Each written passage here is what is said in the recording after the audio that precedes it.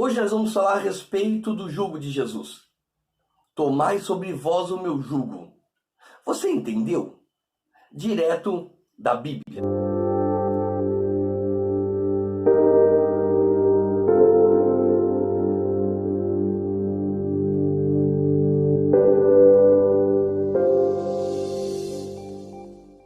O texto é Mateus capítulo 11, versos de número 28 a 30, que diz: Vinde a mim, todos vós que estáis cansados e sobrecarregados, e eu vos aliviarei. Tomai sobre vós o meu jugo, e aprendei de mim, que sou manso e humilde de coração, e encontrarei descanso para a vossa alma, pois o meu jugo é suave e o meu fardo é leve. O que Jesus quis dizer quando ele disse, tomai sobre vós o meu jugo? Bom, para entendermos, precisamos entender a cultura rabínica nos tempos de Jesus. Os rabinos eram homens essencialmente intérpretes da lei. Eram homens que passavam a vida a interpretar, a entender, a praticar, a saber o que a lei permitia, a lei proibia e quais comportamentos a lei incentivava. Essa procura, essa busca entre o proibir e o permitir era chamado de ligar e de desligar. E todo esse ensinamento, esse conjunto de interpretações de ligar, de desligar, de permitir, de proibir, de incentivar, era conhecido como o jugo do rabino. Então, cada rabino tinha o seu jugo, cada rabino tinha a sua interpretação para a aplicação da lei. Então, era comum que os rabinos se reunissem para então discutir a respeito de leis da Torá. E quando falamos de leis, não falamos apenas dos 10 mandamentos, não. Falamos de todos os 613 mandamentos contidos na Torá, na lei de Moisés. Então, nessa reunião, os rabinos levantavam uma questão. Exemplo, a vida eterna.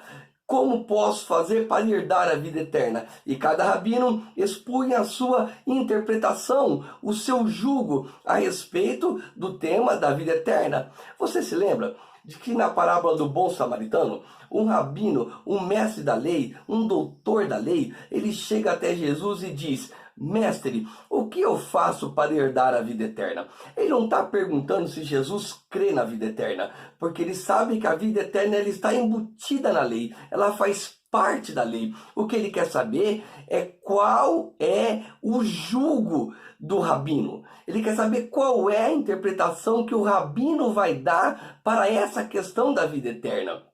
E Jesus vai responder a pergunta dele com uma outra pergunta também comum nesse encontro entre rabinos para a discussão da lei. Jesus vai dizer, como tu lês? Ou seja, como que você interpreta? Me diga a sua interpretação, que eu digo a minha interpretação.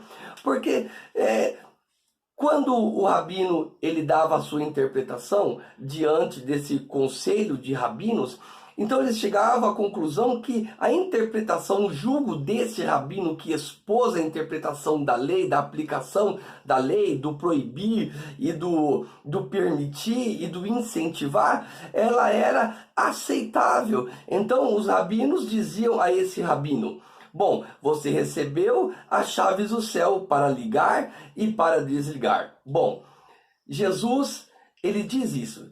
Ele diz que ele tem a chave, ele tem uma nova interpretação. Por exemplo, no Sermão do Monte, ele diz, lembra o que foi dito, eu porém vos digo. Ou seja, ele está dizendo, eu também tenho um jugo, eu também tenho uma interpretação. Eu também tenho o que dizer a respeito das leis, eu também tenho o meu jugo. E ele diz que o jugo dele é suave, ele é leve. Entre a interpretação e a prática das leis de Moisés, Jesus chegou a dizer que alguns fariseus, alguns doutores da lei, alguns rabinos, colocavam sobre o povo um fardo tão pesado que eles não conseguiriam nem se mover. E nos tempos de Jesus haviam dois rabinos muito famosos, Hilel e Shammai. Hilel já era de uma escola mais flexível enquanto Shammai era de uma escola mais ortodoxa, mais severa. Um dizia que podia caminhar 5 quilômetros num sábado que não era trabalhar. Outros diziam que só podia caminhar 5 quilômetros num sábado sem ser trabalho se não tivesse carregando nada. Ou seja, toda essa discussão, toda essa profundidade da interpretação dessa lei dava ao rabino a condição de ter um jugo. E aí Jesus diz: tomai sobre vós o meu jugo. O que Jesus está dizendo é que a interpretação dele das leis, a aplicação da lei através dos ensinos de Jesus são suaves, são leves. Nos recordamos em Mateus capítulo de número 16, quando Jesus em um monte de Cesareia, junto com seus discípulos, Jesus pergunta aos discípulos: o que dizem os homens a respeito do Filho do Homem? Aí uns vão dizer: Jesus, uns dizem que tu és João Batista, outros dizem que você é Elias, outros dizem que o Senhor é um dos profetas.